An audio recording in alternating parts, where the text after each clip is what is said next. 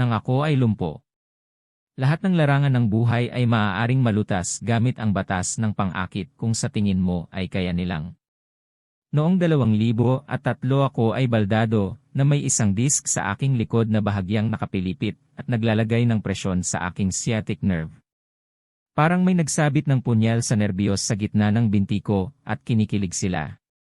Ang sakit na ito ay magsisimula sa aking binti at masisira lamang ang aking kakayahang gawin ang anumang bagay at gumugol ako ng ilang buwan sa paghihirap.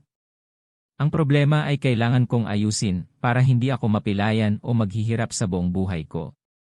Nagpasya akong subukan ang lahat, gayunpaman, alam kong ito ay maaayos, hindi ko kailanman pinagdudahan yon dahil nakita kong nabubuhay ako ng walang sakit. Kahit na ang tanging caveat na mayroon ako ay ang hindi magkaroon ng operasyon. Hindi ko gusto ang aking gulugod ay tinadtad. Ako ay nagdusa na may masamang likod sa loob ng maraming taon at sanay akong gumugol ng 5 hanggang 10 araw sa isang taon na baldado.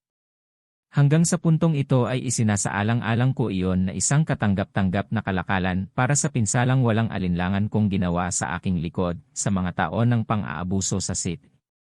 Kahit na pinangarap ko na hindi na muling magkaroon ng masamang likod.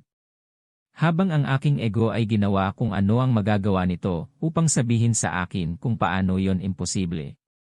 Ngunit salamat sa napakasakit na sakit sa sciatic na pagpasyahan kung sapat na ang lahat ng ito at nais kong mapupuksa ang masamang sakit sa likod at sakit sa sciatic para sa kabutihan. Naabot ko ang isang ganap na desisyon, aalisin ko ang sakit na ito ng tuluyan. Ito ay hindi isang kahilingan, ito ay isang tagubilin. Tulad din ng panaginip ko kung gaano kaganda ang magiging buhay ko kapag wala na ako sa sakit na ito. At iyon ang kailangan kong dalhin sa aking realidad. Kaya ang aking layunin ay ang aking likod ay permanenteng naayos at walang operasyon sa proseso. Ganap na hindi makatotohanan ang alam ko, ngunit alam ko rin na mangyayari ito bilang tama ang pakiramdam. Pagkatapos ay itinakda kong subukan ang lahat ng posibleng lunas, nagbibigay ng maraming solusyon. Masigasig akong nagtatrabaho sa paglikha ng posibilidad ng isang lunas. Gusto ko subukan ang iba't ibang mga practitioner, pati na rin, at maramihang mga sesyon. Hindi ko ipagpalagay na dahil ang isang tao ay isang dalubhasa, sa sinasabi acupuncture na sila, ay lahat ng parehong. Pangalanan mo ito, sinubukan ko ito at sinubukan ko ito ng higit sa 1 beses. Ngunit pagkatapos ng ilang buwan ay nawawalan na ako ng ganang mabuhay. Ako ay sinubukan ang mga stock at walang gumawa ng kahit kaunting pagkakaiba. Alam mo ang pakiramdam na nararanasan mo kapag may kakaiba, medyo mas maganda, at alam mo ito. Well, wala akong kahit katiting na pakiramdam niyan pagkatapos ng bawat naiisip na paggamot. Pakiramdam ko ay talagang nakulong ako, kaya sa huli ay nagpaubaya ako at pumunta sa doktor. Alam ko kung ano ang sasabihin nila. Kailangan mo ng operasyon. Siya ay may pinakamahusay na intensyon siyempre, at sinabi sa akin kung paano niya ako naayos sa 1 oras sa isang operasyon. Walang dapat ipag-alala dahil ang kanyang asawa ay nagkaroon ng parehong bagay, isang mabilis na operasyon, at ang lahat ay naayos na. Kinabukasan nagpunta ako at nagpatingin sa isang espesyalista, nagpa-scan, at halos ganoon din ang sinabi niya. Lahat ng nasa katawan ko ay nagsabi, ito ay aayusin ito ngayon, ngunit hindi ito aayusin magpakailanman. Alam ko rin na kapag tapos na ito ay hindi na ito mababawi at alam kong nasa sangangdaan ako na. Palayain mo ako sa sakit para sa kabutihan o magtatapos sa isang mabilis na pag-aayos ngayon at pagkatapos ay sakit para sa natitirang bahagi ng aking buhay. Na magsisimula sa isang punto sa hinaharap. Hindi ito ang solusyon na hinahanap ko.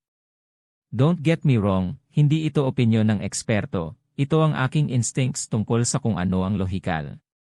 Sa sangangdaan kung saan minarkahan ang rutang freedom from pain for good, ang kalsada ay parang walang katapusan. Walang pangako ng pag-asa at walang ideya kung saan ito hahantong. Talagang ito ang mahabang masakit na ruta. Ang kabilang direksyon ay may mainit na ospital na may mga palakaibigang tao na nag-aalok ng agarang pag-aayos. Pumayag ako at pumayag sa operasyon. Nabook ito ng 3 linggo. Bagamat sa kabila ng patuloy na pananakit at ang katotohanang hindi ako natutulog sa kama sa loob ng maraming buwan o mahigit 1 oras na tulog nang hindi nagigising sa sakit, nagpasya akong patuloy akong maghanap ng alternatibong solusyon hanggang sa operasyon. Ilang katapusan ng linggo bago ang operasyon, ay nasa isang kasal ako, at kailangang may upuan sa akin sa lahat ng oras. Ako ay dosed up sa aking karaniwang 30 panandang pandagdag pangpawala ng sakit sa isang araw. Siyempre, hinaluan ko yon ng alkohol hanggat kaya ko, dahil ang sakit ay masama. Pagkatapos ay sinabi ng isang kaibigan, na hindi ko nakita ng ilang taon na gumagawa siya ng ilang trabaho para sa isang lalaki na nagpapagawa sa kanya ng pagtutubero sa kanyang bagong restaurant. Sinabi niya sa akin na ang taong ito ay umaasa na maaari niyang gamutin ang anumang masamang likod gamit ang isang kahoy na patpat. Sa oras na ito ay talagang sumuko na ako at nagbayad ng lip service sa mungkahi ng aking kaibigan. Sinabi kong tatawagan ko ang lalaking may kahoy na patpat sa Lunes, ngunit wala akong balak na gawin yon. Pagkatapos ng lahat, ang taong ito ay isang chef, hindi isang back specialist. Then on MY, way back from MY hotel room, at the wedding nakasalubong ko ulit ang kaibigan ko sa isang koridor, at nagkataon na kausap niya ang chef. I was drunk by this time, and still in agony, but he put me on the phone, and I thought why not, sabi ko tatawagan ko siya Monday to set up an appointment. Tinawagan ko siya at nag-set up ng oras para sa Miyerkules. Ako ay nasa isang masamang paraan na kailangan kong hilingin sa aking kaibigan na si Pete, o ang parehong Pete, na magmaneho sa akin, dahil hindi na ako makapagmaneho. Mayroon akong mga stock ng Ferrari at Lamborghini, ngunit hindi na ako makapagmaneho. Iyon ay surreal sa sarili. Ngayon ang lahat tungkol dito ay mali. He was a chef, not a bad back specialist. Wala siyang treatment table, may coffee table siya. Hindi siya inoperahan, mayroon siyang 1-bedroom flat na may front room. Wala siyang certificate sa kanyang mantelpiece, mayroon siyang mga modelo ng Chinese weapons. Wala siyang receptionist, may kasama siyang nanonood ng TV ng mga bata sa kalagitnaan ng araw. Ang lahat ng ito ay napakamali. Ngunit kahit papaano alam kong aayusin niya ito. Ang kanyang profesional na diagnosis ay tumagal lamang ng mga 30 segundo kung saan nakatayo ako doon sa harap niya sa kanyang harapang silid kasama ang kanyang kapareha na nanonood ng TV ng mga bata at ako ngayon ay nakasuot lamang ng aking boxer shorts. At nabanggit ko ba na ang Brighton ay ang gay capital ng UK, at kung saan siya nakatira ay ang taas ng gay district. Wala rin akong kakayahan na palayasin ang anumang hindi gustong pagsulong. Pag-usapan ang pagtama ng mababang punto. Anyway, ang kanyang napaka-professional na 30 segundong diagnosis na sinabi sa isang malakas na Chinese accent ay, "Oh war, you're back it feud," na nagbigay inspirasyon sa pagtitiwala na walang katapusan. Gayunpaman, sinabi niya sa akin na maaari niya lamang itong gamutin 99% at abutin ito ng lingguhang paggamot sa loob ng 18 buwan. Hindi ko talaga gaanong binibigyang pansin ang 18 buwan, ngunit narinig ko na ang 99% ay naayos ng malinaw at ako. Narinig ang totoo sa sinasabi niya. This wasn't just some chef who could massage backs too. Alam kong espesyal ang lalaking ito. Nagkaroon ako ng paggamot na hindi libre sa sakit, sa katunayan ito ay napakasakit at napahiyaw ako na kahit ang kanyang kaibigan ay bumaba sa sofa at pumunta at nanood ng TV ng mga bata sa kwarto. Sinabi sa akin ng aking nagpapahirap na kailangan kong isuko ang lahat ng mga pangpawala ng sakit na sinabi ko sa kanya na pinapanatili nila akong buhay. Sinabi niya sa akin na bumalik sa susunod na Miyerkules para sa isa pang paggamot. Wala akong intensyon na hayaan siyang muli, kahit saan malapit sa likod ko. Pero nung bumaba ako sa coffee table at tumayo, may kakaiba. Tulad ng sinabi ni Bill Murray sa Groundhog Day, anything different is good. Naglakad ako palabas at ang sakit ay, well, less. Umuwi ako at kinansela ang operasyon. Nang sumunod na linggo bumalik ako para magpagamot at uminom ako ng isang pangpawala ng sakit sa isang araw. Nang sumunod na linggo ay wala na ako at hindi pa ako umiinom ng pangpawala ng sakit mula noong para sa anumang bagay maliban sa hangover. Sa loob ng ilang linggo, Naayos na ako hanggang sa 80% at pagkalipas ng 18 buwan ng linggo, naayos na ako. The rest is history, wala na akong bad back. Pinagaling niya yon, gaya ng sinabi niyang gagawin niya. Inalis din niya ang 99% ng arthritis na mayroon ako sa aking mga kamay mula sa mga taon sa mga tool. Never din akong back operation at naging matalik siyang kaibigan. Ibinigay niya sa akin ang aking unang real wellness experience at binago niya ang aking buhay. Hindi na ako naghihirap na may masamang likod kailanman. Gayunpaman, kung gagawa ako ng isang bagay upang magkaroon ako ng masamang likod, tulad ng pag-upo ng walang tigil sa pagtatype sa loob ng 3 linggo, alam kong anumang pinsalang nagawa ko ay maaaring mabawi ng simple. So anong nangyari? Ang taong ito ay hindi isang back specialist bago ko siya nakilala, ang ibig kong sabihin ay siya, ngunit siya ay isang chef, at hindi nagsasanay sa kanyang mga paggamot. Pagkatapos ng aking unang libro sa paggawa ng pera, ay sinabi ko ang parehong kwento, at pagkatapos ay sumuko siya sa pagiging isang chef, dahil ginagamot niya ang napakarami sa aking mga mamimili ng libro, at pinagaling ang lahat ng uri ng mga karamdaman para sa kanila. Ngunit isipin na lamang ang kapangyarihan ng aking pagtatakda ng layunin upang ipakita ang aking ginawa.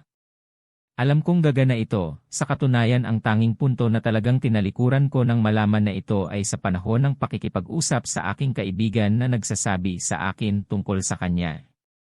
Halos hindi ko na namamalayan. Ngunit ang aking subconscious mind ay naroon upang tulungan ako sa pagbangga sa aking kaibigan sa koridor nang siya ay kausap sa kanya. Impossible, di ba? So anong nangyari? Simpleng ginawa ko ito. Siya lang ang taong gumagawa ng paggamot na ito sa UK, at hindi ko pa narinig ang tungkol dito noon, at noong nag-Google ako, wala rin sila. Walang resulta sa Google. Hanggang Abril 2014 na wala pa akong narinig na ibang tao sa mundo na gumagawa nito, pagkatapos noong ako ay nasa world tour, nagtuturo ng diskarte, sa pagdidisenyo ng buhay ay kinuwento ko ang kwentong ito at sinabi sa akin ng isang babae na siya ay nagpagamot ng isang lalaki sa Egypt at kung paano rin siya nito naayos. At kung paano siya humingi ng lunas at natagpuan siya. Ngunit hanggang sa sinabi ko ang aking kwento ay hindi niya napagtanto na siya ay nagpakita rin ng parehong lunas. Pero bukod sa lalaki sa Egypt sa pagkakaalam ko siya lang ang tao sa mundo ang gumagawa nito. Tinanong ko siya minsan kung ilang taon na ang treatment at hindi niya daw alam. Siya ay baldado at dinala ng kanyang mga kaibigan sa isang matandang inchik na tumagal ng 18 buwan upang ayusin siya. Pagkatapos ay hiniling niya sa lalaking inchik na ito na turuan siya at bilang kapalit ay magwawalis siya, magtatrabaho para sa matandang lalaki. Ito ay isang namamatay na sining ng Chino at natuklasan ko ito upang malutas ang aking masamang likod at sakit sa sciatic. Isipin lang kung gaano kaimposible ang lahat ng ito. Sinubukan ko ang bawat alternatibong therapy na maaari mong pangalanan, at ang ilan ay hindi mo magagawa. Sinubukan ko ang maraming mga therapist upang matiyak na hindi ako pumili ng isa na hindi mabuti. Sa wakas ay sumuko ako at sinubukan ang tradisyonal na gamot. Natitiyak kong may ibang paraan, ngunit imposibleng tiisin ang sakit. Pagkatapos ang taong ito ay nanirahan sa loob ng 20 milya mula sa akin, at wala siya sa negosyo. Siya ay isang chef, at lumipat sa UK ilang taon na ang nakaraan at hindi kailanman nakitungo sa sinuman sa UK. Ako ang una. Karamihan sa mga tao ay hindi kailangang tiisin ang sakit na aking ginawa, dahil siya ay kinakalawang noong una siyang magtrabaho sa akin. Ano ang mga posibilidad laban dito? Isipin kung anong kapangyarihang nagbibigay buhay ang natuklasan ko, kaya kong pagalingin ang walang lunas sa pamamagitan lamang ng pag-alam na kaya ko. Itinuro nito sa akin ang kapangyarihan ng pagpapakita. Gumawa ako ng desisyon at alam ko na sa kabila ng sinabi ng bawat eksperto, gagawin ko ito. Ang aking likod ay naayos ng tuluyan ng walang operasyon, ang galing niyan. Kaya imposible bang makahanap ng lunas kapag hindi ito posible? Ang sagot ay, depende ito sa isang bagay. Kung sa tingin mo ay mahahanap mo ang imposible, posible ito. Kung sa tingin mo ay hindi mo mahanap ito ay talagang imposible. Maaari mong hubugin ang iyong kalusugan gamit ang iyong isip. Isinasabuhay ko ito bilang isang paraan ng pamumuhay. Mula noon ay pinagaling ko na ang lahat ng bagay, habang lumalabas ang mga ito. Ang karanasang ito sa kalusugan ay nagbigay inspirasyon sa akin na matuto ng higit pa tungkol sa kalusugan. Maaari akong magsulat ng kahit isang libro sa kung ano ang aking natuklasan at napagaling sa aking sarili at sa iba. Ngunit alam na natin na maaari nating ayusin ang mga bagay sa pamamagitan lamang ng ating isip. Alam na ito ng mga doktor sa loob ng maraming siglo. Madalas na binibigyan ng isang doktor ang kanilang pasyente ng isang placebo na gamot dahil alam nila na kung sa tingin nila ay binibigyan sila ng lunas, gagaling lang sila. Kaya bakit lagi nating iniisip na kailangan natin ng gamot gayong alam na natin na ang ating isip ay may kakayahang pagalingin tayo kahit minsan? At sa aking karanasan sa lahat ng oras. Well, alam lang natin ito sa antas ng intelektual, hindi natin alam ito sa isang paraan ng pamumuhay, antas. Kaya hindi natin alam, di ba? Ang ilan pang patunay na ang imposibleng bagay na ito ay totoo, ay mula sa kahangahangang Dr. Milhaud. Si Milhaud ay isang French psychologist at pharmacist na nagpakilala ng isang popular na paraan ng psychotherapy at self-improvement batay sa optimistic na autosuggestion. The application of his mantra-like conscious autosuggestion, araw-araw, sa lahat ng paraan, lalo akong gumaganda. O araw-araw, sa lahat ng paraan, lalo akong gumaganda. Ang KAW. Pamamaraan na nakasentro sa isang nakagawiang pag-uulit ng partikular na pagpapahayag na ito ayon sa isang tinukoy na ritual, mas mabuti ng 20 beses sa isang araw, at lalo na sa simula at sa pagtatapos ng bawat araw. Nanindigan si KAW na ang paglunas sa ilan sa ating mga problema ay nangangailangan ng pagbabago sa ating walang malay na pag-iisip na makakamit lamang sa pamamagitan ng paggamit ng ating imahinasyon. Bagamat binibigyang diin na hindi siya pangunahing manggagamot kundi isa na nagturo sa iba na pagalingin ang kanilang sarili, gumawa si KAW ng mga organikong pagbabago sa pamamagitan ng autosuggestion. Napansin ni KAW na ang pangunahing hadlang sa autosuggestion ay ang paghahangad. Para gumana ang pamamaraan, dapat iwasan ng pasyente ang paggawa ng anumang independenteng paghuhusga, ibig sabihin, ay hindi niya dapat hayaan ang kanyang kalooban na magpatao ng sariling pananaw sa mga positibong ideya. Dapat gawin ang lahat upang matiyak na ang positibong autosuggestive na ideya ay sinasadyang tinatanggap ng pasyente. Kung hindi, ang pasyente ay maaaring makakuha ng kabaligtaran na epekto ng kung ano ang ninanais. Halimbawa, kapag ang isang mag-aaral ay nakalimutan ang isang sagot sa isang tanong sa isang pagsusulit, malamang na mag-iisip siya ng isang bagay tulad ng, nakalimutan ko ang sagot. Habang sinusubukan niyang isipin ito, mas nagiging malabo at malabo ang sagot. Gayunpaman, kung ang negatibong kaisipang ito ay papalitan ng mas positibong, no need to worry, it will come back to me, tataas ang pagkakataon na maalala ng estudyante ang sagot. Binigyan si KAW ng pagkakataong magtrabaho kasama ang hindi mabilang na mga pasyenteng may sakit na may karamdaman, na madalas na ipinadala sa kanya kapag sila ay inaasahang mabubuhay ng ilang linggo pa. Ang sumunod na nangyari ay imposible at itinuturing pa rin na imposible. Ngunit isang bagay sa rehiyon ng 70% ng mga pasyenteng may karamdaman sa wakas ay hindi namatay.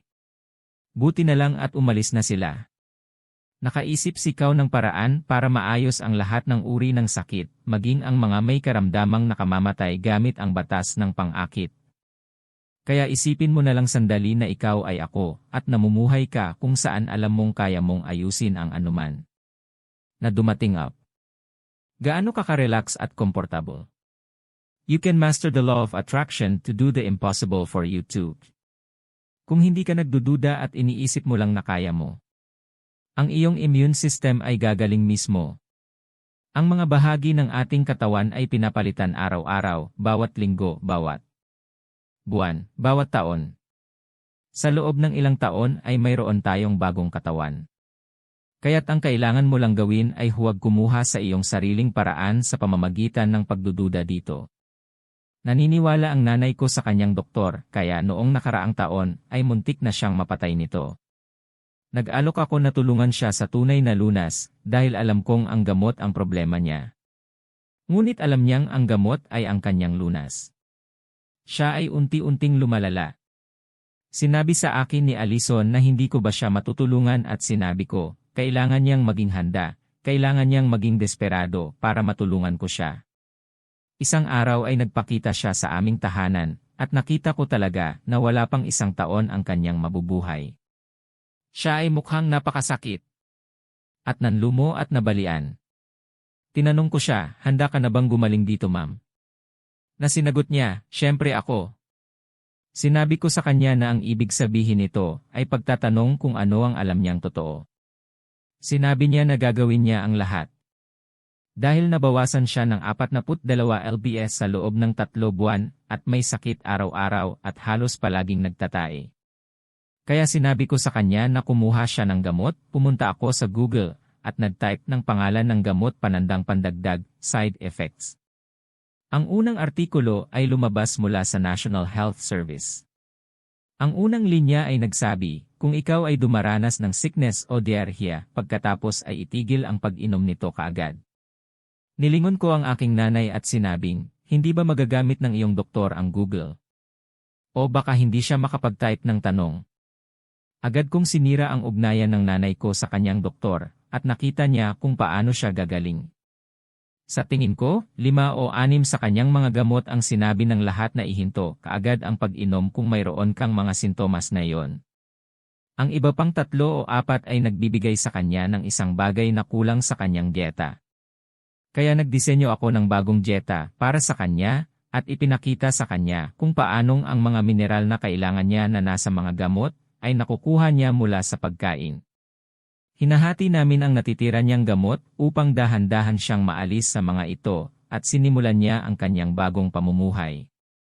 Pagkalipas ng 2 araw, naging maayos na siya para makitang muli ang mga kaibigan.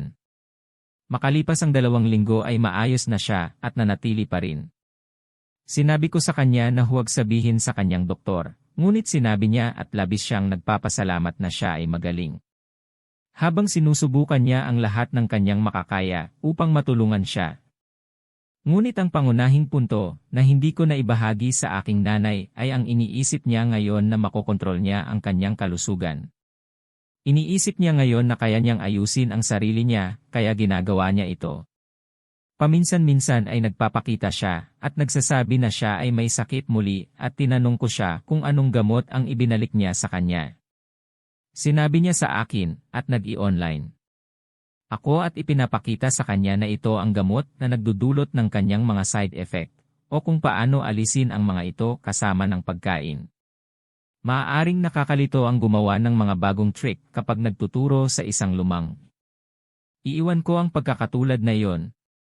Habang tayo ay tumatanda ay nagiging mas mahirap at mas mahirap na baguhin ang mga neuron sa ating isipan dahil sila ay malalim na nakabaon.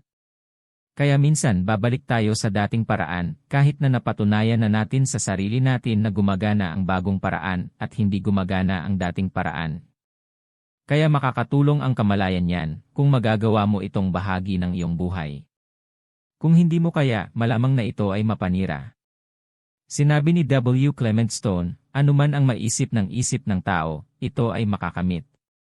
Ang aking ina ay maaari na ngayong magbuntis ng kalusugan. Naiisip ko na ngayon na kaya kong lumikha ng imposible. Ikaw ay limitado lamang sa kung ano ang maaari mong maisip. Gusto kong magtakda ng isang layunin na napakalaki na kung makamit ko ito, masisira ang isip ko. Ngunit sa bawat oras na gagawin ko iyon, ay nakikita ko kung paano ito aktwal na mangyayari ngayon ay itinuturing ko itong isang posibilidad. Pagkatapos ay mapupunta ka sa mundo ng pag-iisip, kung mayroon akong anumang bagay, kung gayon kung ano mismo ang gusto ko, dapat akong mag-ingat. Ano ang pakiramdam mo tungkol sa pagkamit ng imposible ngayon? Tandaan na nagpapakita ako sa iyo ng malalaking pagpapakita, upang ipakita kung ano ang posible. Huwag hayaang takutin ang sukat dahil ang proseso para sa pagpapakita ng malaki at maliit ay pareho. Bago iwan ito gusto kong sabihin sa iyo kung hahayaan mo ako kung anong malaking layunin ang itinakda ko para sa aking sarili at kung paano ko ginagawa ito ngayon. Tandaan na binigyan ko ang aking sarili ng hindi bababa sa 20 oras na pag-iisip tungkol sa layuning ito, ngunit pagkatapos ay medyo malaki at mapangahas. Kabanata 8. Maaari kang magkaroon ng anumang bagay na sa tingin mo ay kaya mo. Noong Enero 2010 ako ay nasa unang ilang linggo ng paglikha ng aking bagong buhay at kapalaran. Natupad ko na ang aking tungkulin sa aking mga tagapangasiwa, at ngayon ay oras na para kumita muli dahil iyon lang ang lagi kong ginagawa kaya gagawin ko ito muli. Nakaisip ako ng simpleng business strategy para yumaman ulit. Nakita ko ang isang trend sa isang partikular na modelo ng negosyo at nakita ko kung paano ko maipoposisyon ang aking sarili bilang eksperto dito at kumita ng maraming pera habang tinutulungan ang iba pang mga negosyo. Humigit kumulang 2 linggo akong nagtatrabaho dito at nagpasya kung kanino ko ito unang ilalagay at gamitin ang negosyong iyon bilang pundasyon sa paglikha ng isa pang tagumpay sa aking buhay. Sa lahat ng oras na ginagawa ko ang modelo at ang pitch alam kong gagana ito.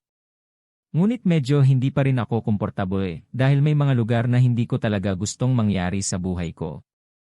Ngunit ang aking pagsasanay ay nagsimula at sinabing, huwag kang maging isang wimp. Harapin mo lang sila tulad ng palagi mong ginagawa.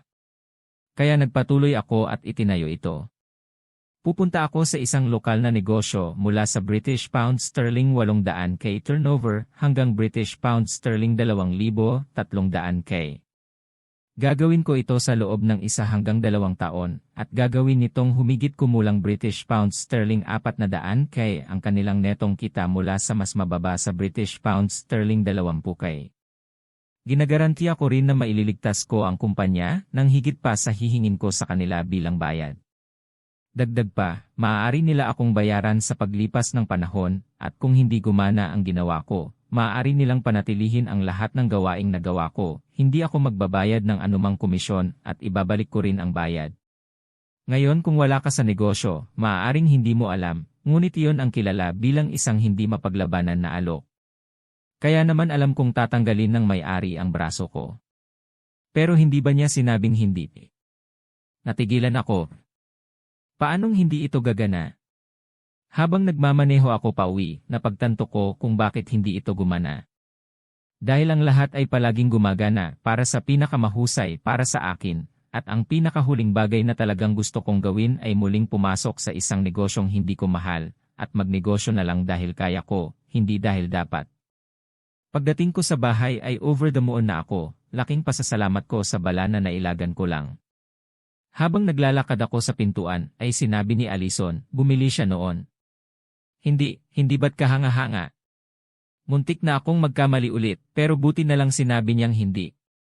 Ano ang gagawin mo ngayon para kumita ng pera? Uupo ako sa sofa sa loob ng ilang buwan at pag-isipan kung ano ang gusto kong gawin sa natitirang bahagi ng aking buhay. Malinaw na si Alison ay hindi gaanong humanga, ngunit siya ay dumating pagkatapos. Kaya umupo ako at nagpalipas ng oras sa pag-iisip tungkol sa kung ano ang gusto kong gawin at sa huli pagkatapos ng maraming pag-iisip ay nakahanap ako ng isang misyon na karapat-dapat sa aking buhay. Habang ito ay nangyayari, mayroon pa akong maliit na site ng komunidad na may ilang daang miyembro dito at hinihiling pa rin nila sa akin na magsulat kung paano kumita ng pera. Akala ko magiging ganap na katawa-tawa. Nawalan lang ako ng 10-10 milyon. Ang huling bagay na gusto kong gawin ay magpahayag na ito ang taong maaaring magturo sa mga tao kung paano kumita ng pera. Siguro in the future kapag ako ay gumawa ng panibagong kapalaran na isip ko, pero hindi ngayon. Kaya sinabi ko sa lahat na at bilang. Ang mga tao ay nagtatanong sa akin kung paano ang aking mindset ay maaaring maging kaya malakas sa tulad ng isang masamang oras sinabi ko ako ay magsusulat tungkol sa kung paano makamit iyon. Kaya nagsimula akong magsulat at nagustuhan ito ng mga tao, nilulutas ko ang ilang totoong issue para sa kanila tulad ng depresyon, pag-aalala, takot. At nag-enjoy din ako sa pagsusulat nito. Noong hindi pa ako nagsusulat, nag-iisip ako o nag-aaral ng mga bagong kasanayan. Napakasaya noon sa buhay ko. Kaya sa isa sa maraming beses kong pag-iisip, ay napag-alaman kong may problema sa matematika ang mundo. Ang problema ay napakakaunting mga matagumpay na nag-aanak ng napakakaunting matagumpay na mga bata, at napakaraming hindi matagumpay na mga tao ang nag-aanak ng napakaraming hindi matagumpay na mga bata. Nakita ko isang araw ang mundo ay malamang na mapuspos ng mga hindi matagumpay na tao. Makalipas ang ilang taon noong 2012, nakita ko ang pelikulang Idiocracy na isang satirical science fiction comedy na pelikula tungkol sa eksaktong nangyayaring iyon. Nakita ko na ang depresyon, pagkabigo, galit, kawalan ng pag-asa at lahat ng iba pang mga kasuklam-suklam ay lalago at sa kalaunan ay hindi magiging maayos ang mga bagay para sa mga inapo ng aking mga anak, ang buhay ay talagang magiging mas masahol pa. Naalala ko ang sinabi sa akin ng tatay ko minsan, na ang kanyang pagkabata ay mas maganda kaysa sa akin, at nakita ko naman kung paanong ang akin ay mas mahusay kaysa sa aking mga anak. Kaya naisip ko na may kailangang baguhin, ano ang magagawa ko? Pinaghalo ko yon sa aking isipan ang lahat ng mga kaisipang natuklasan ko tungkol sa kung bakit ako magtagumpay at iniisip ko pa rin kung bakit ang mga libro ng tagumpay ay nakakuha ng napakababang rate ng tagumpay. Tapos ngayon ko lang nakita. Ang lahat ng sakit at pagdurusa ay dulot dahil ang mga tao ay hindi marunong mag-isip, tulad ng sa sandaling alam mo na huminto ka sa pagdudulot ng sakit sa iyong sarili at sa iba. Kapag nangyari yon, halos imposibleng magdulot ng sakit. Kaya't kung hindi mo maaaring maging sanhi ng sakit sa iba, kung gayon ang epekto ng ripple ay nasa kawalan ng sakit, ang kabutihan ay nilikha ng walang pagsisikap.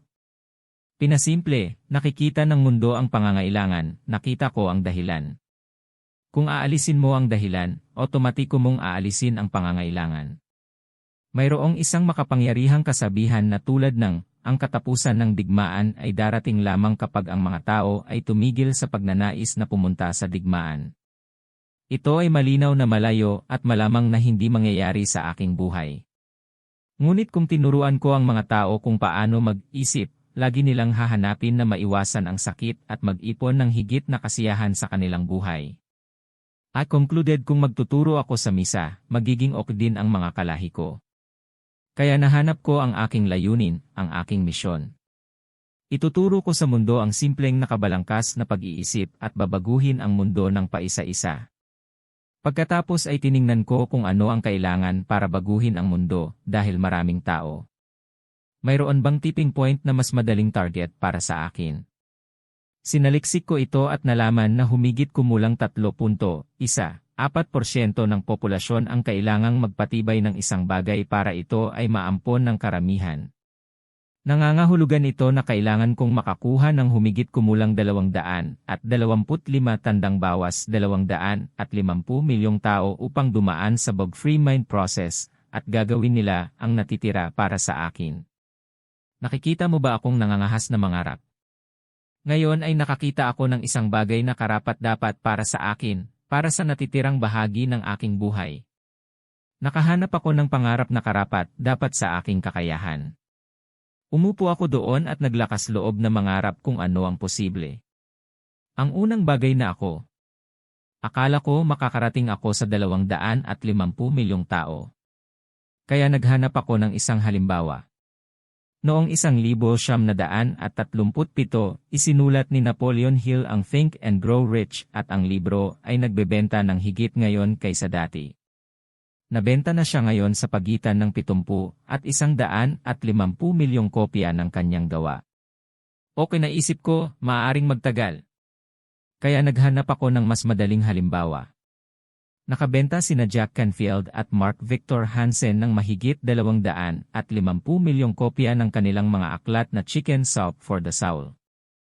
Kaya pinag-aralan ko kung paano niya ito nakamit at ginamit niya ang Law of Attraction sa napakatalino na paraan. Pagkatapos ay pumasok ang aking normal na pag-iisip. Hindi ako nagdududa sa aking kakayahan, kung kaya ng iba ay kaya ko rin. Kaya't nagpatuloy akong mangarap at naghanap ng mga paraan upang mailabas ito sa personal na espasyo sa pag-unlad at sa mainstream. Naghanap ako ng mga paraan upang maabot ang isang mas malawak na merkado kaysa sa karaniwang layunin ng trabaho. Kaya nag-isip ako ng iba pang mga merkado at iba pang mga paraan upang matulungan ang mga tao na nakabatay sa paligid ng bug-free mind process. Nakita ko pa kung paano mapupunta ang proseso balang araw sa sistema ng paaralan, ngunit naisip ko na mangyayari iyon sa loob ng 20 taon. Habang nakikita ko ang lahat ng ito na naglalaro, habang ako ay nakatingin lang, nakikita ko na ang ideyang ito ay magbabayad sa akin, pati na rin ang makakatulong sa milyon-milyon at marahil sa bilyon-bilyong tao sa daan. Masasabi kong napakasarap ng pakiramdam ng panaginip na ito. Habang pinangarap ko ito, nagsimula itong maramdaman na totoo at pakiramdam na dapat kong gawin ito. Hindi sa kaya ko, pero dapat. Parang napilitan. Kaya umupo ako at nagpasya na gugulin ang natitirang bahagi ng aking buhay sa paglikha ng magandang panaginip na ito at dalhin ito sa katotohanan ng lahat. Pero may caveat, gagawin ko lang ang gusto kong gawin. Gagawa lang ako ng tagumpay sa aking mga termino at hindi ako lilipat sa isang bagay bago ko matapos ang bit na pinagtatrabahuhan ko. Hindi na ako handang magmadali o maging abala. Nais kong tamasahin ang bawat sandali at hindi makaligtaan sa paglalakbay. Nais kong ang paglalakbay ay maging aking gantimpala. Ang patutunguhan kong ito ay sinadya na mangyari sa loob ng aking buhay ay darating sa tamang oras at sa tamang paraan dahil lahat ng pasulong ay gagana para sa pinakamahusay para sa akin. Muli akong lilikha ng napakalaking tagumpay, ngunit mabubuhay ako sa aking pangunahing katotohanan, tagumpay sa aking mga termino. Salamat sa magandang halimbawa ng Napoleon Hill, nakita ko kung paano patuloy na lalago ang trabaho ko pagkatapos kong umalis. At nakita ko kung paanong hindi niya idinisenyo ang kanyang trabaho para gawin yon, kaya binago ko ang disenyo ko bago ako nagsimulang magsulat. 4 years 8 months na simula nung naisip ko yung future plan ko. Hindi pa talaga kami nagsisimulang gumawa ng totoong negosyo, at nakamit namin ang ilang hindi pangkaraniwang at halos imposibleng paniwalaan ang mga resulta. Una, natapos ko ang proseso at malawak itong tinatanggap ng aking mga kasamahan sa larangan ng personal na pag-unlad bilang ang pinaka-epektibong gawaing nagawa. Alam ng mga taong gumagamit nito. Marami sa kanila ang isinasabuhay ito bilang isang paraan ng pamumuhay at pagpapakita ng mga bagay-bagay na nagpapalayo sa akin. Mayroon akong mga tao na nag-email sa akin, araw-araw salamat mula sa buong mundo. Kasalukuyan kaming nagpapadala sa 129 na bansa, at ang proseso ay nasa Ingles lamang. Kung sinabi ko sa iyo kung sino ang tinanggihan kong makipag-chat sa iyo, hindi ako maniniwala. Tinanggihan ko sila dahil dadalhin ako ng nagre-resultang chat sa mga direksyon na hindi ko gustong puntahan. Ngunit tinitingnan ng karamihan ng mga tao ang direksyong iyon bilang tagumpay. Ngunit ang tagumpay sa aking mga tuntunin tandaan. Isinulat ko ang draft ng isang nobelang bersyon ng proseso. Nagsulat ako ng draft na trilogy ng pelikula. Sumulat ako ng draft para sa isang serye ng komedya na tumatawid sa lahat ng hangganan, lahat ng kultura at lahat ng pangkat ng edad. At sa kasalukuyan ay tinitingnan namin ang posibleng paglalagay ng bug-free mind process sa isang buong sistema ng edukasyon sa isang bansa. Actually, I said I'd tell that story. Here's how I manifested something that is so big it's unreal. Nasa ibang bansa ako sakay ng taxi, kasama ang isang kaibigan ilang taon na ang nakararaan at sinabing, palagay ko, kaya kong magturo sa bansang ito. Palibhasa'y katulad ko, hindi niya ginawa ang gagawin ng karamihan at tinangka niyang patayin ang panaginip sa mga nakatutulong na pahayag tulad ng, seryoso ka ba? Galit ka, hinding-hindi mo gagawin yon. Pagkatapos ng lahat, hindi ka eksperto sa normal na edukasyon. Ni hindi nila alam kung sino ka. Marahil ay may nagbaril sa iyong mga pangarap sa katulad na paraan. Hindi sa halip sinabi lang niya, sa tingin mo ba? At sinabi ko, oo. Iniwan ko ito doon ngunit patuloy na nag-iisip ng mga posibleng paraan na maaaring mangyari. Wala nang iba pa. Pagkalipas ng ilang buwan, nagtuturo ako ng isang kaganapan at sinabi ng isang babae doon na kilala niya ang 79 sa nangungunang 100 pinakamaimpluwensyang tao sa lugar na iyon ng mundo. Ito ay pagkakataon na nagpapakita mismo at napansin ko ito. Sa isang iglap, sinabi ko, kung mayroon akong mga koneksyon sa iyo, babaguhin ko ang mundo. Siya ay isang matagumpay na babaeng negosyante na nasa bingit ng isa pang matagumpay na paglulunsad ng produkto. Kaya naisip ko na hindi tama ang timing, pero siguro in 3 to 5 years may magagawa tayo. Nagpatuloy ako sa pag-iisip tungkol dito habang kami ay nasa kurso at nakilala ko ang aking sariling mga limitasyon. Kaya't hiniling ko sa aking kaibigang si Tim na makipagtulungan sa akin at tingnan kung maaari niyang hilahin ang anumang bagay kasama ng babaeng ito at sa amin. Ang kanyang pagpupursige ay kailangan dahil hindi ko gagawin ang kinakailangan upang dalhin ito sa katotohanan. Hindi ko gagawin dahil akala ko ay masyadong maaga at hindi pa ako nakakagawa ng sapat na patunay. At saka busy siya sa ibang lugar. Anyway, nakita ni Tim ang posibilidad dahil ginawa niya ang buong bug-free mind process. Alam ang sarili niyang kakayahan at nakakita ng ilang magic na nangyari noon, kaya bakit hindi ito? Sa likod ng mga eksena ay nagtrabaho si Tim sa kanya upang ilagay ako sa isang silid kasama ang ilan sa mga maimpluwensyang tao na ito nang mas maaga kaysa sa inaakala naming posible, sa katunayan ito ay wala pang isang taon.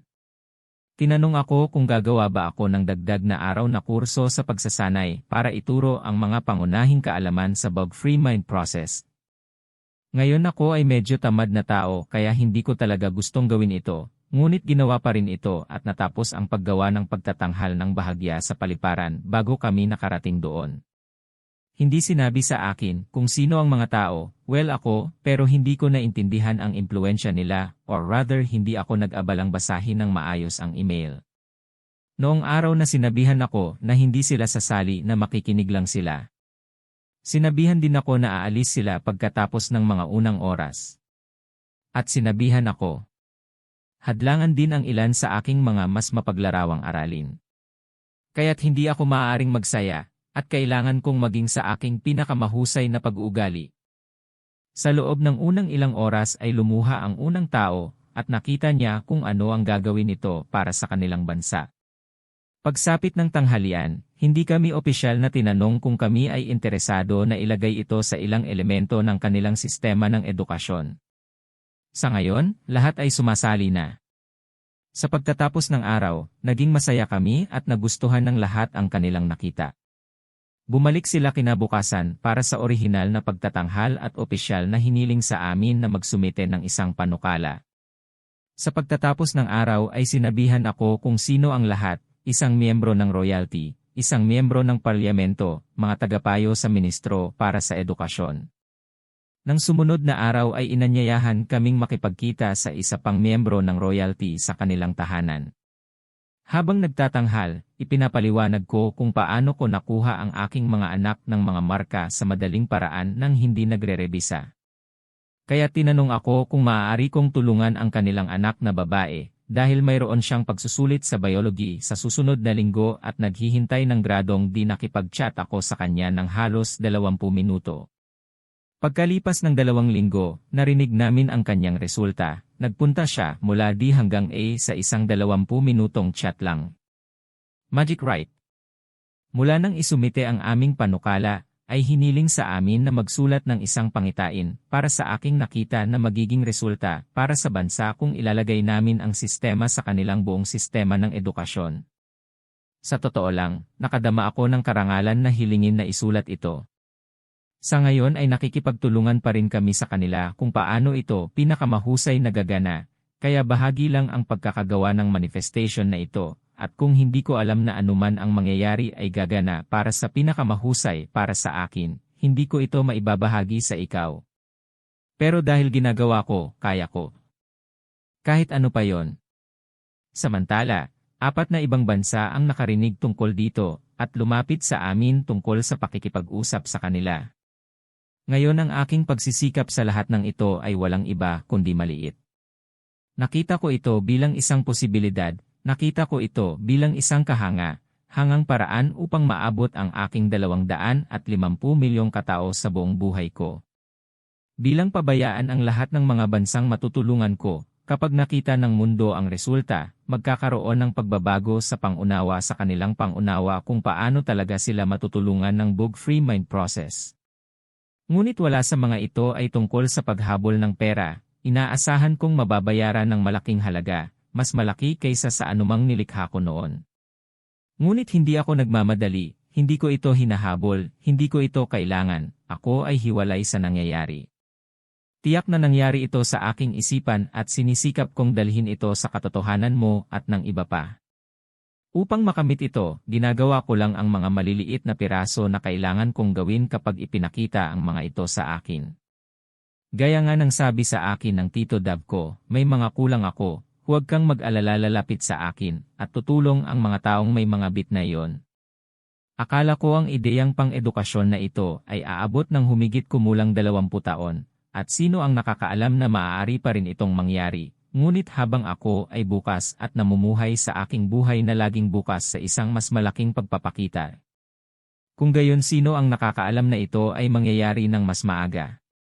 Hindi ka naririto para subukang gawin ang mundo ayon sa gusto mo. Nandito ka para likhain ang mundo sa paligid mo na pipiliin mo. Iyan ang aking isinasabuhay bilang isang paraan ng pamumuhay. Nakikita mo ba kung bakit madali para sa akin na maging master ng Law of Attraction? Gaya ng sinabi ko sa simula ng seksyong ito. Ang tanging limitasyon mo ay ang iyong sariling imahinasyon. Ibinahagi ko sa iyo ang ilang imposibleng kwento at isang imposibleng kwento na patuloy pa rin. Upang gamitin ang batas ng pagkahumaling sa iyong pinakamataas na potensyal, ang kailangan mo lang gawin ay huwag limitahan ang iyong imahinasyon at piliin na huwag mag-alinlangan na makakamit mo ang imposible. Isaalang-alang kung gagawin mo, nakikita mo ba ang mga bagay hanggat maaari? Dahil ang pagtingin dito bilang imposible ay magreresulta lamang sa pagiging imposible. Kaya ano ang pakinabang mo? Ang pagnanais ay ang simula ng lahat ng tagumpay, hindi isang pag-asa, hindi isang pagnanais, ngunit isang masigasig na pagnanais na lumalampas sa lahat. Ang aking pagnanais ay lumampas sa imposible, at iyon ay isang pagpipilian lamang na ginawa ko. Sinabi ni Buddha, kung ano ka, ay kung ano ka. Kung sino ka ang gagawin mo ngayon. Pinili muli, ngunit ngayon ay makikita mo na ang antas kung saan kailangan mong magkaroon ng kamalayan sa kung paano mo ipinamumuhay ang iyong paraan ng pamumuhay. Dahil yan ang gumagawa o nakakasira sa iyo pagdating sa pagmaster ng batas ng pang-akit. Sinabi ni Wallace D. Wattles, ikaw ay dapat maging isang manlilikha, hindi isang katunggali. Makukuha mo ang gusto mo, ngunit sa paraang kapag nakuha mo ito ang bawat isa ay magkakaroon ng higit pa kaysa sa mayroon siya ngayon. Nakikita mo ba kung paano ako nabubuhay bilang isang tagalikha, hindi bilang isang katunggali? Makukuha ko ang gusto ko, ngunit sa paraang kapag nakuha ko ito, na bawat ibang tao ay magkakaroon ng higit pa kaysa sa mayroon sila ngayon. Ito ay hindi lamang tungkol sa pamumuhay ng masaganang buhay. Ito ay pamumuhay na kasaganaan bilang isang paraan ng pamumuhay. Upang ikaw ay maging master na talagang idinisenyo, upang maging ikaw ay dapat magsimulang mamuhay sa bawat sandali bilang isang lumikha. Isaalang-alang iyon sandali, kung gusto mong. Ngayon tumingin sa paligid mo sa mga bagay na hindi mo gusto sa iyong buhay at tanungin ang iyong sarili. Ano ang nasa akin na nagiging dahilan upang magpatuloy ang sitwasyong ito? Ano ang hindi ko natutunan na nagbibigay sa akin ng parehong aral sa buhay? Kung matututuhan mo yon, maaari kang makawala sa anumang kaguluhan. Why not consider that you are the architect of your life and you can change and improve it as you go along? So ano ang gusto mong pagbutihin ngayon? Then ask yourself the question above. This is living your life to the line. If you change the way you look at things, then the things you look at will change. Ito ay isang talagang simpleng istruktura ng pag-iisip na magpapahusay sa kalidad ng iyong buhay mula sa sandaling simulan mo itong gamitin. Ngayon ang layunin ko dito ay maaaring tunog malaki at mapangahas at hindi makatotohanan. Ngunit sa wakas ay nakahanap ako ng isang misyon na karapat-dapat para sa akin. Ginugol ko ang buong buhay ko sa paglalaro nito nang maliit ng isipin ng mga nakapaligid sa akin na nilalaro ko ito ng malaki. This is living a life to the line, aim for the stars and you'll hit the SKY. Ngunit ito rin ay ang pamumuhay sa aking mga tuntunin, ginagawa ang gusto kong gawin. Who knows what I'll achieve from it, baka mapunta ako ng todo, baka matamaan ako sa tipping point, baka mapunta pa ako, who knows. Ang mahalaga ay ok ako sa anumang mangyari, habang nag-e-enjoy ako sa paglalakbay. Walang pagkabigo, walang takot sa kabiguan, walang nawawala, dahil maaari akong gumawa ng isang bagay na mas mahusay, isang bagay na mas karapat-dapat. Umupo ako at inisip kung ano ang gusto kong gawin sa natitirang bahagi ng aking buhay, kasalukuyang ginagawa ko ito. Kapag nabubuhay ka ng alam mo na ang pagpapasya na lumakad sa isang direksyon ay magkakaroon ng mas malaking resulta kaysa sa patuloy na pagbabago ng mga direksyon, maaari ka talagang magsimulang gumawa ng pagbabago. Isang huling bagay bago matapos dito. Ako ay nasa Las Vegas, habang nasa World Tour, at isa sa aking mga estudyante na dati kong kasama sa isang 5 araw na seminar ay sumama sa isang araw na kaganapang ito sa pagdidisenyo. Nag-organize ako ng isang araw para sa masterminding lang at may tinanong siya sa akin na maaaring interesante sa'yo. Ang lahat ba ng bagay na ito ay dapat na nangyayari sa aking isipan? Anong bagay ang ibig mong sabihin? Lahat ay aking asong babae. Si Alan ay isang mas batang matagumpay na tao na maaaring naisip mo na. Anong ibig mong sabihin, Alan? Nakokontrol ko ang mga tao, kung may naiisip ako, pagkatapos ng ilang segundo ay tinatawagan nila ako. Kung gusto kong may sumama sa akin sa isang partikular na lugar, tinatawagan nila ako, at iminumungkahi ang lugar na yon. Parang kaya kong kontrolin ang mga nasa paligid ko at gawin nila ang gusto ko. Dapat bang mangyari ito? Sinagot ko siya ng, hanggat gumagawa ka ng mga bagay na makakabuti sa iba, at kapag napag-isipan mo na ang iyong pag-iisip ay iisipin mo lang ang mga bagay na gusto mo at halos magsisimula silang mangyari sa ganitong paraan. Bahagyang nagulat ang lahat ng naroon, ngunit nagkaroon ako ng kalamangan na kasama ko ang isang taong nakaranas ng masinsinang 5 araw na pagsasanay kaya pinaganda ako ni Alan. Kung sakaling iniisip mo na baka gusto mong pumunta sa isang seminar balang araw, hindi ko na ginagawa ang mga ito. Ginawa ko lamang ang mga seminar upang matutunan kung paano maging mas mahusay sa pagtuturo sa aking trabaho at nakakuha ako ng isang kamangha-manghang bounty kapag ginawa ko, na aabutin ako ng mga taon upang maprint. Ang ilan sa mga ito ay nasa gawaing ito dito. Gaya ng nalaman ni Alan, napakalakas ng iyong mga iniisip. Ang mga ito ay tulad ng isang anyo ng mental na enerhiya na naglalakbay sa bilis ng liwanag. Napakabuti nila kaya nilang dumaan sa anumang hadlang. Ito ang dahilan kung bakit, halimbawa, maaari mong isipin ang tungkol sa isang tao kung minsan ay nasa malayong distansya, at sa susunod na sandali ay magriring ang telepono at ang taong iyon ay nasa linya. Ang iyong mga saloobin ay konektado sa taong iyon sa sandaling naisip mo sila. Maaari mong gawin ito ng higit pa at hindi mo rin kilala ang tao. Hanggat ito ay para sa kanilang pakinabang na makilala ka, pagkatapos ay maaari kang gumawa ng ilang kamangha-manghang mga pagkakataon. Susunod, gusto kong ibahagi sa iyo ang ilang kamangha-manghang kwento mula sa 2 sa aking mga estudyante. Ang lahat ng ginawa ng mga taong ito ay basahin ang Bog Free Mind Process, kahit na isa sa kanila ay dumating sa isang araw na Life Design Getaway Seminar na aking pinatakbo. Tulad ng nabanggit kanina, ang isang pag-record nito ay magagamit para sa pagbili online, ngunit hindi na ako gagawa pa mga live na seminar. Sa tingin ko makikita mo pagkatapos basahin ang mga ito, kung ano ang maaaring makamit kapag na-master mo ang batas ng pang-akit. Kabanata 9. Magagawa mo rin. Ibabahagi ko sa iyo ang 2 kwento mula sa mga lalaki na parehong nakatira sa UK, nakagawa ng kahit isang bahagi ng Bog Free Mind Process.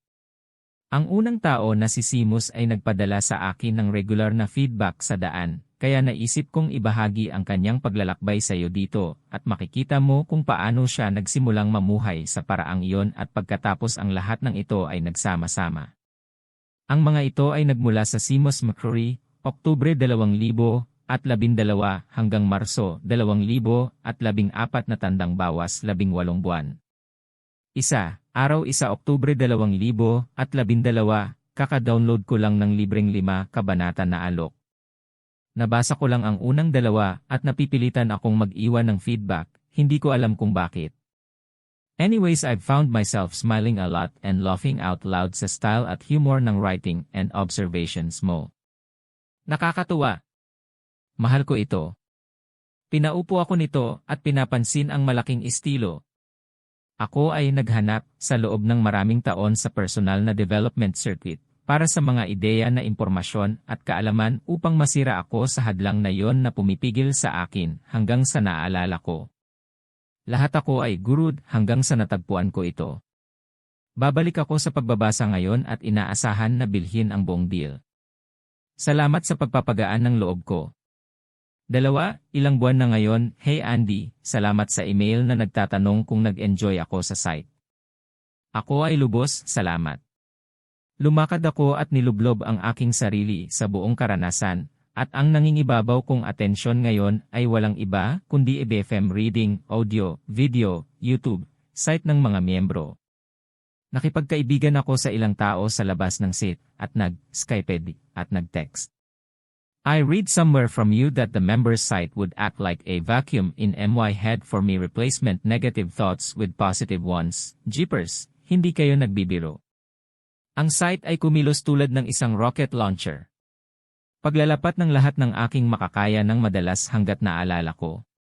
Hindi nanonood ng TV ng halos 2 linggo, hindi nagbabasa ng pahayagan sa loob ng higit sa 3 taon, may mga pagpapatibay na nananatili sa buong lugar.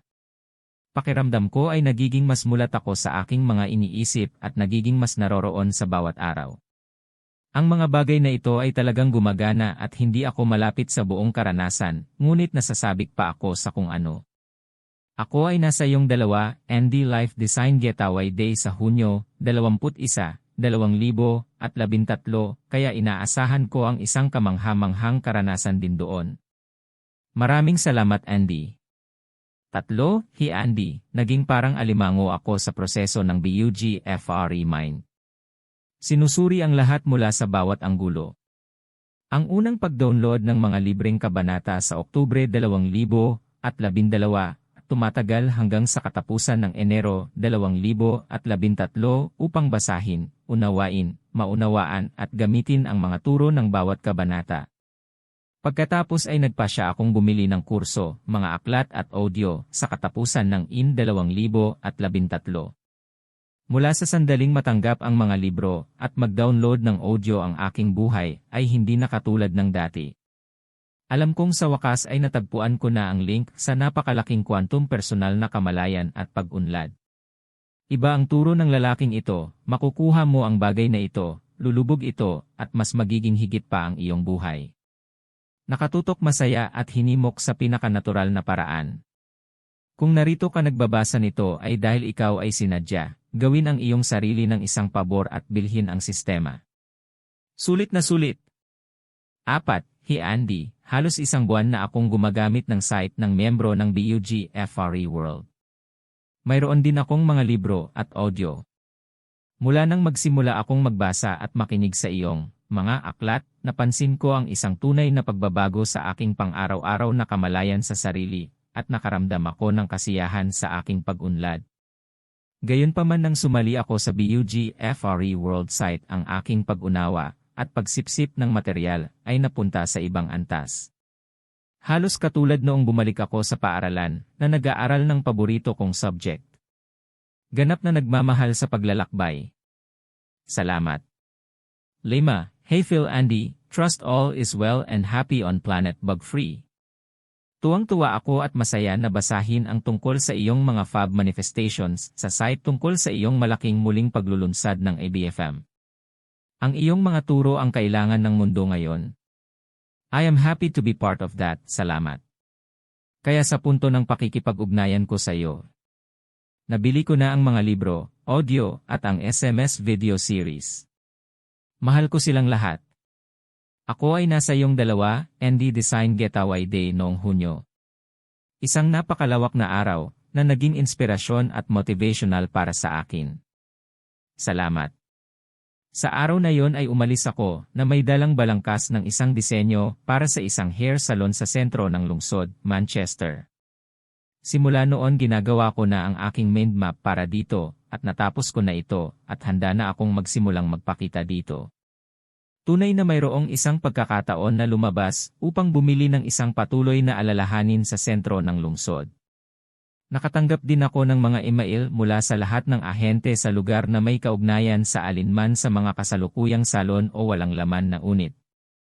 Mayroon din akong mahusay na pakikipag-ugnayan sa aking tagapagtustos na sa anumang pagkakataon ay magkasya o muling magkakasya sa anumang alalahanin na papasukin ko ng libre. So that's a great bit of manifesting already, at nasa book 1 pa lang ako.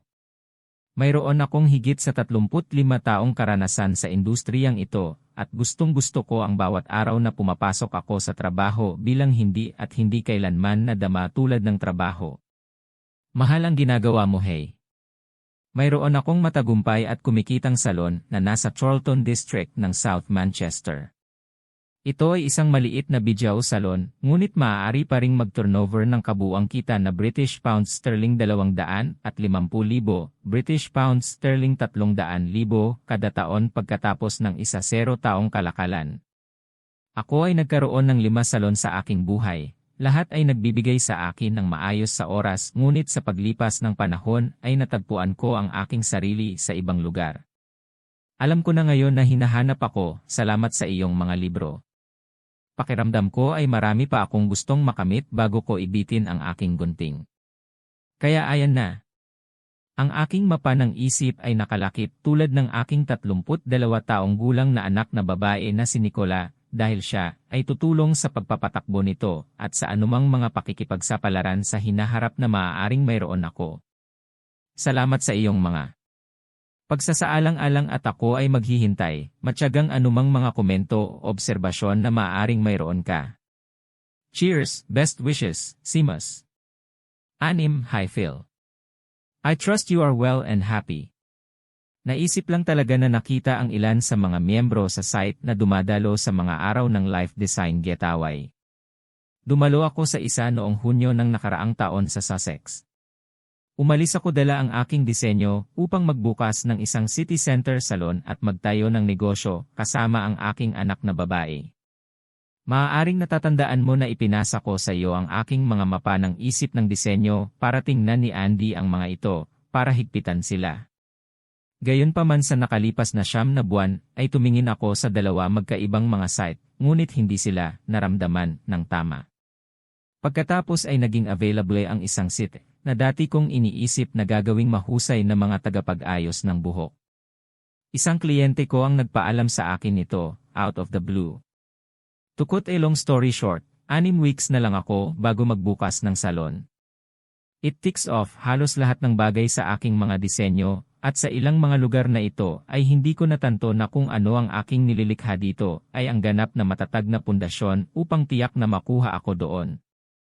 Nang suriin ang mga demograpiko ng lugar, nalaman kong 5,000 tao ang lumalampas sa unit bawat araw. Kaya naging walang utak. Upang maakit ang 0.01% ng footfall na yon sa aking salon, ay magiging matagumpay kaagad ang pag-aalala. Iyon ay wala ang lahat ng aking iba pang marketing, advertising, at pananaliksik na papasok. Ang aking intuisyon ang nag-udyok sa akin na kumilos. Kaya sa punto ko, ang Life Design Getaway ay nagtrabaho para sa akin, at naipakita ko ito sa loob ng 1 taon. Ako ay napakasaya tungkol dito at ako ay lubos na nagpapasalamat sa inyong lahat sa ABFM. Naisip ko kung maaaring gusto ni Andy na gamitin ang aking disenyo bilang isang halimbawa sa mga dadalo sa Life Design Getaway sa hinaharap upang ipakita na talagang gumagana ang kanyang itinuturo. Gaya ng sinabi ko, isang isip lang. Cheers Phil. 7. Hoy Andy, nagsimula ang lahat para sa akin noong Hunyo 2013 sa maaraw na Sussex sa Life Design Getaway na dinaluhan ko. Ang buong prosesong ito ng pagpapakita ng aking disenyo ay walang stress at walang anumang pagtutol. Ito ay halos tulad ng lugar ay nahulog sa aking kandungan at sa bawat yugto ay nangyari ang mga bagay-bagay o mga bagay-bagay ay katatapos lang. Kahapon, halimbawa, binigyan ako ng aking supplier ng libreng mga cover ng protector ng upuan na gusto ko kasama ng 1 libreng magagandang Italian hairdryer holder na nakita ko at ang pinakamaganda ay isang bagong British pound sterling 600 floor standing electric hair color processor. Libre lahat. Ito ay tulad ng lahat ng uri ng mga bagay-bagay na nangyayari upang matulungan akong makamit ito sa pinakamababang halaga ng pagsisikap. Ang solisitor na kumikilos para sa akin ay binawasan ang kanyang bayarin ng higit sa British pound sterling 1,000 dahil ako ay may lakas ng loob na tanungin siya. Ang aking diskarte sa pagmemerkado ay isang panaginip na may mga kampanyang handa nang gamitin sa isang pagpindot ng isang pindutan. Nakasecure ako ng mataas na visibility na posisyon sa website ng Student Union, Manchester Uni Intranet at Manchester Royal Infirmary Intranet din. As in MY Design, people are just presenting themselves to me, wanting to work for me. Amazing talaga. Ang listahan ay nagpapatuloy. Sobrang saya ko. Salamat, Andy. Wakas. Nakikita mo ba kung paano si Simos naging masaya muna, nagpapasalamat siya, nag-design siya ng gusto niya. Pagkatapos ay ginawa lang ito at ginawa itong perpekto hanggat kaya niya. Hindi imposibleng mahanap ang lokasyon ng sentro ng lungsod, ngunit malamang na maipakita ito sa tamang oras. Pero dahil akala niya kaya niya, nagawa niya. Kapag lumayo tayo sa sarili nating paraan, pinapayagan nito ang ating subconscious mind na gawin kung ano ang idinisenyo nitong gawin. Susunod, gusto kong ibahagi sa iyo ang ibinahagi ni Philip Wyatt sa kanyang blog sa site ng komunidad. Tinanong ko si Phil kung tututol ba siya kung ibabahagi ko ito sa iyo, dahil sa tingin ko ito ay medyo nakaka-inspire. Ang mga positibong pagbabago ko sa ngayon. Ako ay nasa bug-free world ngayon sa loob ng halos 3 taon, isa sa mga una siguro. Para sa sinuman sa inyong mga nagdududa sa labas, gusto ko lang maranasan ang ilan sa mga pagbabagong nangyari sa aking mundo, ang ilan sa mga positibong pagbabago sa aking buhay at kung paano bumuti ang lahat. Isinulat ko ito upang hindi lamang matulungan ako sa aking walang katapusang pag-unlad ngunit upang magbigay ng inspirasyon sa inyong lahat na huwag kailanman sumuko. Mga relasyon. Mas mahal ako ng partner ko. Ang aking mga anak ay binibisita ako ng higit pa kaysa dati at napakaraming nakikipag-usap sa pamamagitan ng telepono. Higit pa. Gusto ako ng mga kaibigan ko na mag-organisa ng mga get-together at motorcycle tours kasama nila. Ang aking mga kasanayan sa komunikasyon ay bumuti ng 1-0 beses dahil sa pagbuti ng aking kumpiyansa araw-araw. Hindi na ako natatakot na lumapit sa mga tao at magsimula ng chat. Nakikinig lang ako ng mas mabuti at talagang interesado ako sa buhay ng ibang tao. Nagagawa kong tumulong sa mga tao at palaging nagbibigay, nagustuhan ko ito. Hindi ko sinasadyang masaktan ang ibang tao dahil alam kong lahat tayo ay konektado at sa makatuwid ay sasaktan lamang ang aking sarili. Pinatawad ko na ang lahat sa anumang pananakit sa nakaraan kasama ang aking mga magulang. Wala na akong sama ng loob sa iba sa anumang paraan at wala na akong nararamdamang pait o paghihiganti. Ang sinumang sumusubok na saktan ako sa anumang paraan ay hindi magtatagumpay dahil alam kong wala silang malay sa oras na yon at hindi talaga alam kung ano ang kanilang ginagawa, kaya't madaling mapatawad. Natutunan ko kung paano maging ganap na kalmado sa lahat ng sitwasyon, maging transparent sa anumang personal na pag-atake sa salita. Ang mga kritisismo ay hinuhugasan lang ako tulad ng tubig sa likod ng isang pato. Nakikinig ako at tumutuon sa mga salita ng mga tao at mas nakikilala ko sila at naalala ko pa nga ang kanilang mga pangalan bilang resulta. Materialistikong pagpapabuti. Nakatira ako ngayon sa isang detached 4-bed house na may 2 ensuite, double garage, dressing room at sariling opisina, MY Dream House. Nagmamaneho ako ng BMW X5 people carrier at nag-order lang ako ng bagong Ford Transit. Ang aking negosyo ay magiging mahusay at mayroong higit sa 200 higit pang mga kliyente kaysa sa 2 taon na ang nakalipas. Ang aking mga personal na guhit ay tumaas ng higit sa 30%. Mayroon akong bagong British Pound Sterling 13,000 na motor, malapit na akong matapos ang aking mga pagbabayad sa mortgage. Mayroon na akong 3 holiday sa isang taon, nakapunta na ako sa Southern Ireland at nakapag-book na para sa Switzerland noong Hulyo at Southern France noong Setyembre. Ako ay nasa proseso ng pag-aayos ng isang Caribbean cruise para sa susunod na taon sa pinakamalaking bangka sa mundo. Nasa agenda din ang New Zealand. Pagpapabuti sa sarili. Pinagkadalubhasaan ang walang mint sa loob ng mahigit 5 minuto at kayang humawak ng 15 minuto ng positibong pag-iisip. Wala akong pinagsisisihan sa nakaraan, napatawad ko na ang lahat at wala akong hinanakit.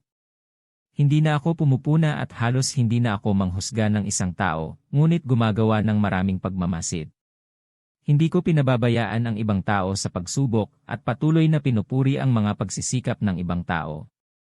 Ang aking mga saloobin sa iba ay palaging mabuti at positibo at palagi akong nagbibigay kapag nakakakilala ng mga bagong tao dahil alam kong ito ay palaging bumabalik sa akin sa ibang mga paraan, tiyak na ginagawa nito. Mayroon na akong ganap na kapayapaan at kadalian sa aking buhay dahil natutunan kong tanggapin ang aking hindi kapayapaan. Ang palagi kong nararamdamang pangamba at buhol-buhol na sikmura ay tuluyan nang nawala. Ang iniisip ko lang ay katahimikan at sa makatuwid ay ako. Palagi akong masaya ngayon, kaya alam mong magiging masaya ako sa hinaharap.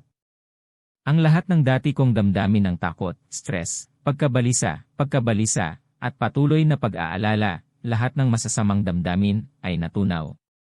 Wala na lang sila. Halos lahat sila ay mga ugali lang at napagtanto ko na ito nang tingnan ko lang sila. Ang natitira na lang ay kapayapaan, pagkakaisa, kadalian at pagiging simple sa aking buhay. Ano ang dapat kong alalahanin ngayon? Wala. Stress, ikaw ang habol ng atensyon ko. Alam ko kung ano ang sinusubukang ipahiwatig ng lahat ng mga negatibong damdamin na ito, at sa gayon ay madaling matalo ang mga ito sa isang iglap kapag subukan nilang itaas ang kanilang pangit na ulo. Tanggap ko na ngayon ang lahat mula sa aking nakaraan, at anumang sitwasyon na lumitaw tinatanggap ko na lang kung anuman ang kahihinatnan. Hindi ako lumalaban o lumaban para baguhin ang sitwasyon, tinitingnan ko ito, alam kong anuman ang mangyayari, ay para sa pinakamahusay at pinakamahusay na kalalabasan. I know that what happened to me will be for the best, kaya panalo ako every time kahit parang natalo ako nung time na yon.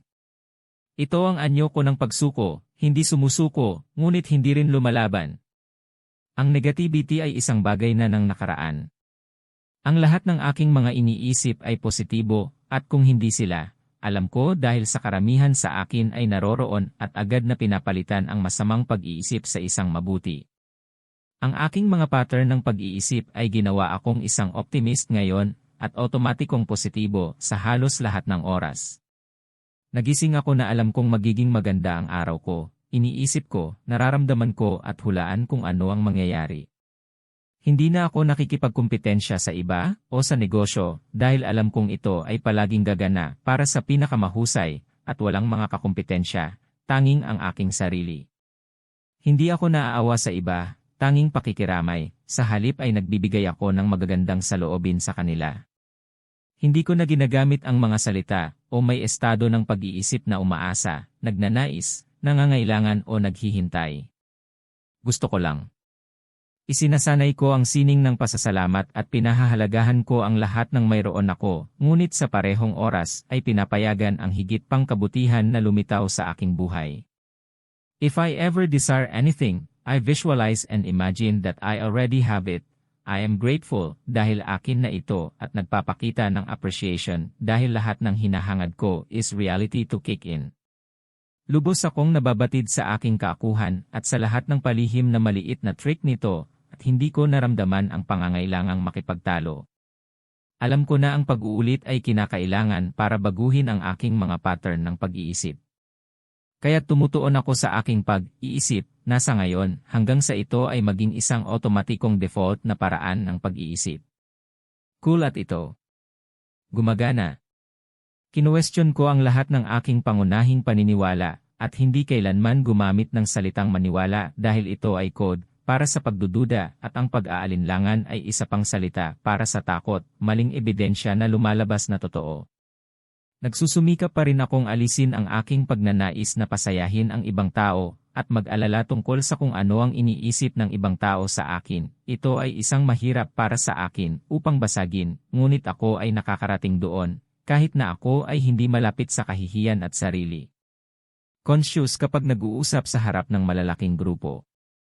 Hindi ko kailanman sinisisi ang sinuman o ang aking sarili, at hindi kailanman naglalaro ng laro ng sisihin, ito ay walang kabuluhan. Maaari ko na ngayong tukuyin kung ano ang ibig sabihin ng pananampalataya sa akin, at binago ko ang aking paniniwala na kailangan kong maging swerte, at ngayon napagtanto na ang tinatawag na swerte ay kapag ang pagkakataon ay nagtagpo ng pagkakataon. Ikaw ang gumagawa ng sarili mong swerte. Naiintindihan ko na ngayon ang panganib at napagtanto ko na ang paggawa ng wala, takot sa pagkawala, ay mas mapanganib kaysa sa paglabas doon at kumilos ayon sa iyong mga hangarin. Tinanggap ko ang buong responsibilidad sa lahat ng antas ng aking buhay. Ito ay nagbigay sa akin ng isang panloob na uri ng kapangyarihan at kawalang tatag. Naiintindihan ko ang ilusyon ng oras at ngayon ay hindi ako abala at laging may maraming oras para sa lahat ng kailangan kong gawin. Hindi ako nagmamadali, hindi kailanman nagtatrabaho ng husto at kamangha-mangha ngayon ay hindi na kailangan. Ginawa kong simple at walang kalat ang aking buhay. Anumang mga trabaho o gawain na dapat gawin ay naisip na parang tapos na, ang pasasalamat ay sumibol sa isip, ang visualization ng trabahong kumpleto ay nagiging isang default na paraan ng pag-iisip at wayhay, ang gawain ay kumpleto, madali. Ginalugad ko ang sarili kong kamatayan at hindi na ako natatakot dito. Masaya ako ngayon at sa makatuwid ay magiging sa hinaharap, pinili kong maging kalmado ngayon. Palagi kong hinahanap ang benepisyo at halaga sa aking ginagawa at sa lahat ng sitwasyon. Wala akong sinusubukang gawin, gagawin ko man o hindi. Alam kong wala akong alam maliban kung ilalapat ko ito o inilalapat ko ito. Ito ay isang mahusay na pagbubukas ng mata para sa akin. Natutunan ko ang sining ng pagpapakita, paglikha, sa pamamagitan ng disenyo at alam kong anuman ang maaari mong isipin at malaman, maaari kang lumikha. Isinasanay ko ang aking mga disenyo sa isang regular na batayan, alam ko ang mga benepisyo, ang halaga. Gumagawa ako ng mga hakbang para sa tagumpay at nagpapasalamat ako para sa mga ito bago at kapag sila ay nagkatotoo. Tinatanggap ko, pinahihintulutan at tinatanggal ang aking sarili mula sa kahihinatnan. Alam kong tiyak na ang kalalabasan ay magiging tama o mas mabuti pa. Konklusyon. Alam kong ang nasa itaas ay maaaring mukhang napakahirap para sa ilan, ngunit tandaan na walang pagmamadali kapag alam mong nasa tamang landas ka. Matapos ang paghahanap ng mga sagot sa loob ng maraming taon, alam ko na ito ng maaga, at sa makatuwid ay alam kong matatagalan ko ang pagmaster ng bawat bagong kasanayan habang nagpapatuloy ako. Worth it ako at ikaw din. Ang aking buhay ay napakatalino sa lahat ng paraan salamat sa sistemang ito. Huwag hayaan ang iyong ego na sabotahe ang iyong mga pagsisikap, panatilihin ito magpakailanman, walang mas mahusay doon. Ikaw ay magiging taong nais mong maging kung ilalagay mo lamang ang lahat ng ito sa iyong isipan sa antas na maaari mong isulat ang ginawa ko nang hindi masyadong nag-iisip. Ito ay naroroon sa aking ulo, ako ay buhay na patunay na ito ay gumagana. Magkakaroon ka rin ng buhay na gusto mo kung ipagpapatuloy mo lamang ang mga madaling hakbang na kasangkot. Paumanhin medyo mahaba ito, ngunit sinadya mong basahin ito. Nagtitiwala ako na ito ay nagbigay inspirasyon sa iyo na panatilihin ito. Good luck sa inyong lahat. Ang Phil. Ang pagbabahagi ng Phil na nagbigay inspirasyon sa akin na ang aking trabaho ay nasa landas at naghahatid ng mga resulta. Lumikha siya para sa kanyang sarili ng isang paraan ng pamumuhay na nangangahulugan na ang anumang naisin niya ay maaari na niyang ipakita. Nilikha niya ang kapaligiran na nangangahulugang gumagana ang lahat para sa kanya. Sigurado akong napansin mo habang binabasa mo ito na inilalapat ni Phil ang lahat ng itinuturo ko sa iyo dito para gumana ang batas ng pang-akit para sa iyo. Isinama ko ang dalawang magagandang halimbawang ito upang ipakita sa iyo na kung nais mong maging dalubhasa sa batas ng pang-akit na alam kong kaya mo. Na ang iyong trabaho sa iyong sarili ay mahalaga para sa iyong pagkamit nito. Maaari mong matutunan kung paano gamitin ang tuol ng medyo mabilis. Ngunit kung saan kailangan ang tunay na gawain ay ang kapaligiran sa iyong isip at buhay.